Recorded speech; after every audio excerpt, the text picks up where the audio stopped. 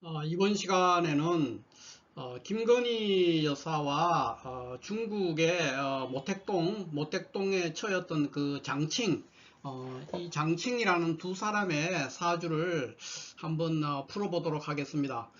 두 사람 다 이제 최고 권력자의 부인이라는 측면에서 유사한 점이 있기 때문에 이번 기회에 한번 같이 다루어서 풀어보는 그런 시간을 갖도록 하겠습니다.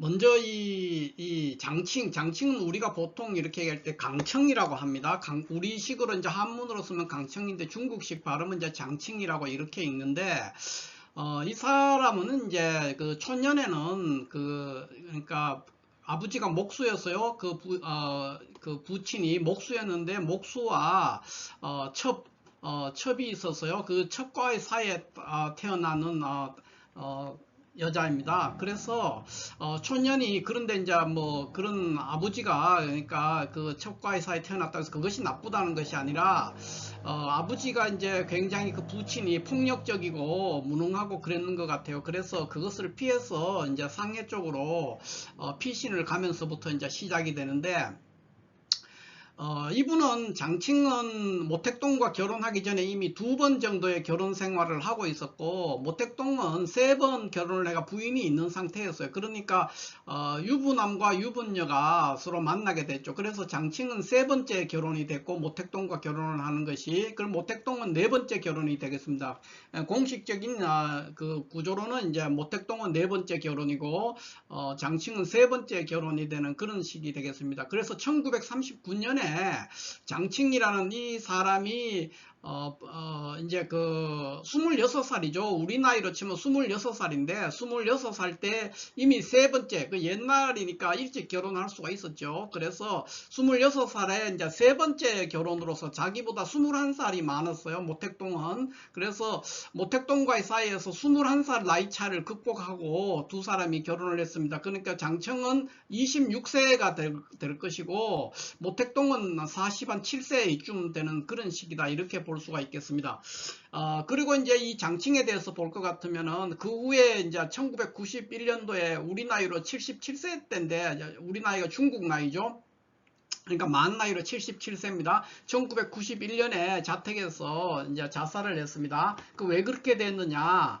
이분이 중국의 그 문화 대혁명 시절에 문화 대혁명을 이 사람이 주도를 했거든요. 그 강청이가. 그래서 그 과정에서 이제 수많은 자신의 그 정적들이라든가 자신의 눈밖에 나 있는 모든 사람들, 과거에 수십 년 전에 원한이 있던 그런 사람들까지도 다 색출해서 고문을 하고 죽이고 이렇게 했습니다. 그래서 어마어마한 일을 저질렀는데, 이 문화 대혁명이 1966년부터 76년까지 10년간 진행되는데, 이게 뭐냐면은 요즘으로 말하면 과거의 그 사건으로 말하면 분서갱류, 진시황이 분서갱류를 했지 않습니까? 모든 그 선비들을 이제 뭐 죽이거나 문서를, 그러니까 책들을 다 불살라 없애는 이제 그 일을 했는가 거의 비슷한 거죠. 현대판 분서갱류인데 이게 1966년부터 76년 사이에 10년간 진행된 사건입니다. 그래서 이 사건을 강청을 비롯한 그 사인방들이 주도를 했죠. 주도해가지고 이제 그 시기에 중국의 수많은 지식인들,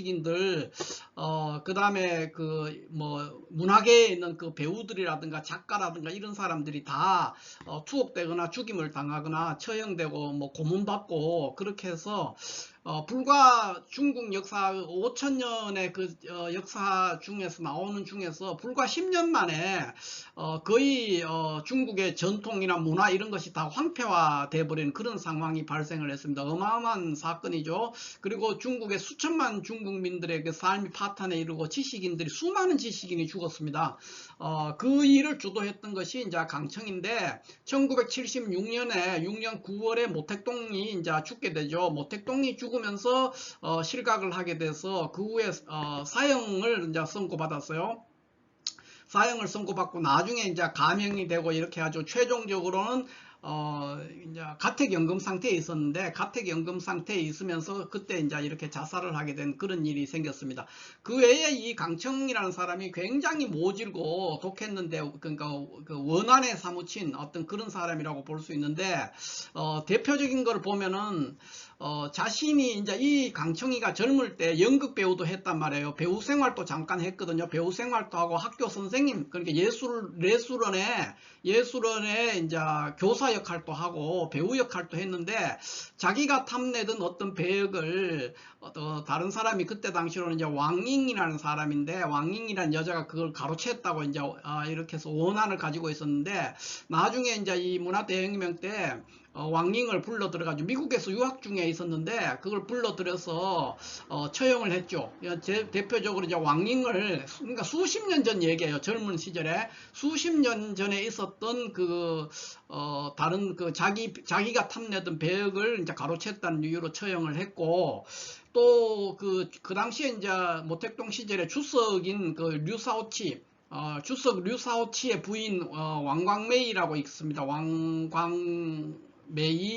왕광메이라고 하는데 유사오치의 부인 왕광메이라든가 왕광메이나 또는 그 총리 그 저원라이 그 주울레라 그러죠. 우리가 주울레 저원라이의 양녀 순유스라고 있어요. 순유스라고 있는데 왕광메이하고 순유스는 그냥 아무 이유가 없어요. 그냥 예쁘다는 이유로 자기보다 더 예쁘다는 이유로 왕광메이를 어마어마하게 고문을 하고 이제 구타를 했는데 나중에 몇 달 있다가 왕광메이가 주석의 부인인데도 류사오치의 부인인데도 나중에 석방이 됐는데 제자리에서 서지를 못했다 그래요. 너무나 그 정신적 고문과 육체적 고문이 따라와 있어가지고 엄청나게 고생을 했고 그 다음에 순유스는 이제 저원라이의 이 양녀였는데 이 사람은 7개월 동안 고문 구타를 다 당하고 그 다음에 썰에 의하면 이건 이제 썰인데 그러니까 윤관을 당하고 머리에 대못을 박아서 죽였다 뭐 이렇게 얘기를 합니다. 그러니까 굉장히 잔인한 것이죠.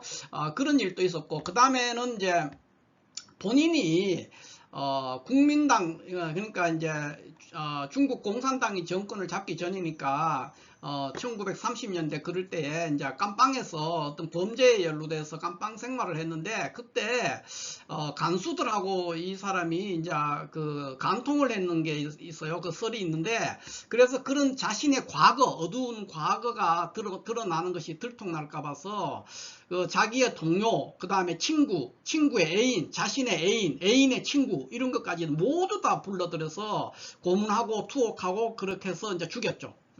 그 외에 뭐 건강을 위해서라는 핑계로 이제 젊은 남자의 피를 체열해 가지고 수혈한다든가 또 자기의 그 사무실 근처 그러니까 처소에서 하인들이 모자를 떨어뜨렸다는 그런 이유로 이제 감방에 보낸다든가 특히 이제 나중에 한 50대 돼 가지고는 소음에 굉장히 민감해 가지고 비서실 직원들이 구두를 신지 말고 그 다음에 옷이 스치는 소리가 듣기 싫다 그래서 양팔을 들고 다리를 벌리고 걸으라고 이런 지시도 했다 이런 이제 이야기들이 있습니다. 그래서 이 강청이 했는 말 중에서 내가 잘 쉬고 있는 시간에 좋은 시간을 보내기 위해서는 다른 사람들은 불편을 감수해야 된다 이런 말도 있고 나를 섬기는 것은 인민을 섬기는 것이다 뭐 이런 말도 하고 굉장히 여러 가지 기괴한 발언과 또 기괴한 행동들을 많이 한 것으로 유명하죠. 그런데 마지막이 굉장히 비참하게 끝이 났습니다. 그러니까 모택동이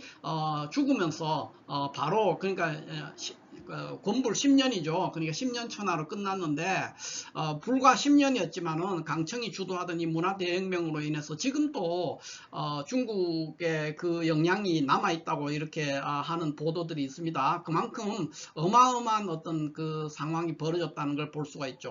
자, 그렇다면 강청이라는 사람이 이런 사람인데 이 사주를 한번 보자고요. 보면은 이 밑에 것이 이제 강청이고, 요 위에 것은 김건희 여사의 사주입니다. 요 밑에 이제 강청의 사주 같은 경우는 시주가 없어요. 시주가 없어서 추측할 수밖에 없는 상황이고, 김건희 여사 사주는 이제 위에 이렇게 나와 있으니까 나와 있는 대로 보면 되겠습니다. 자, 그렇다면 어떻게 되느냐? 먼저 이 김건희 여사 사주를 볼 것 같으면은 이분의 사주는 신월에 이 병화에서 지지에서 신잡하면서 임수가 투관하고 무토가 투관하고 계수가 투관했어요. 그래서 원래 이제 관살 혼잡이죠. 제격이 변격되면서 관살 혼잡이 됐는데 살대 정관이 됐는데 이렇게 무기합함으로써 사주가 매우 청해져서 아주 귀격 사주로 이루어졌다 이렇게 볼 수 있죠. 그래서 칠살격으로 변격이 돼서 제격이 칠살격으로 변격돼서 천간에서 무기합이 됨으로 인해서 사주가 매우 청해져서 아주 부귀한 격국을 이루게 된다 이렇게 볼 수가 있죠. 그러면은 이제 이분이 지금 그 김건희 여사 같은 경우 원사주는 이만하면 됐어요. 물론 이제 관살 혼잡이 이렇게 투간해서 청해졌기 때문에 운에 의해서 항상 그 관살 혼잡이 흐트러질 수가 있는데 지금 같으면 이제 계묘대운 갑진년에 있지 않습니까? 그러니까 계묘대운에 오면 계수가 운에서 또 왔기 때문에 청해져 있던 관살 혼잡이 다시 이 계묘대운에 오면서 관살 혼잡이 재발하는 거예요. 재현되면서 갑진년은 어떻게 되느냐? 갑진년이 오게 되면은 갑목이 여기 있는 월간에 있는 무토를 극하게 되죠. 이렇게 되게 되면은 한 개의 칠살격에 이 정관이 두 개가 살아 있게 되는 거예요. 그래서 살대 중관격이 되는 겁니다. 이번에는 그렇게 되면은 이 관살의 어떤 폐해, 그러니까 관살로 인한 스트레스라든가 관살로 인한 여러가지, 그러니까 조직이죠. 조직으로 인한 여러가지 압박과 스트레스라든가 고통 뭐 이런 것들이 아마 어마어마하게 밀려오는 그런 상황이다 이렇게 볼 수 있죠. 그래서 갑진년 같은 경우에는 이제 김건희 여사 같은 경우에는 개별적으로 여기에서 월운에 따라서 조금 나아졌다가 좀 나빠졌다가 이렇게 하고, 갑진년 자체는 계묘대운 갑진년 자체는 매우 폐운이다. 완전한 폐운이죠. 원사주가 매우 잘 구성되어 있음에도 불구하고 이 계묘대운 갑진년은 매우 폐운에 들어와 있다. 그래서 굉장히 말도 많고 그 다음에 거의 움직이지를 못하는 거예요. 조금만 움직이면 다 구설수가 나오게 돼 있어요. 그래서 굉장히 어려운 시기에 와 있다 이렇게 볼 수가 있죠. 강청 같은 경우에는 어떻게 되느냐? 그러면 강청은 보면은 지금 우리가 시주가 없지만은 이 사람이 초년에 매우 고생하고 험난한 과정을 살아왔다고 기록에는 그렇게 돼 있잖아요. 그렇기 때문에 그렇게 봤을 때 여기에 아마 제가 볼 때는 신미시라든가 경호시라든가 이런 시간이 아니었을까 이렇게 추측해 볼 수가 있어요. 그래야만이 초년에 굉장히 어려워질 수가 있거든요. 그래야 이 문제가 어느 정도 해결이 되는 그런 상황으로 보여집니다. 그리고 이제 이분이 문화대혁명을 주도하던 때가 신유대운이거든요. 신유대운이기 때문에 특히 이 사람이 이제 신미시나 경호시에 태어났을 것이다 이렇게 볼 수가 있죠. 그래서 이 강청이라는 사람이 지금 그 50대, 그러니까 그 1966년에서 76년 사이 문화대혁명을 하던 시기에 이제 권력을 잡고 있었는데 그 시기를 볼 것 같으면은 이 신유대운의 권력을 잡을 수 있었다는 것은 아마 여기가 신미시가 아니면은 경호시가 될 것이다 이렇게 볼 수밖에 없습니다. 그런데 어쨌든 그렇다면은 이 신유대운의 이 대운은 이제 아주 대발복할 수 있는 그런 시기가 될 수가 있죠. 그런데 이제 경신시가 되면은 이제 관살 혼잡에 일어나게 됩니다. 그래서 역시 폐운에 들어가게 되죠. 그래서 신유대운 한 10여 년, 이 10여 년 이 사람 인생에서 절정기에 있었다 이렇게 볼 수가 있겠습니다.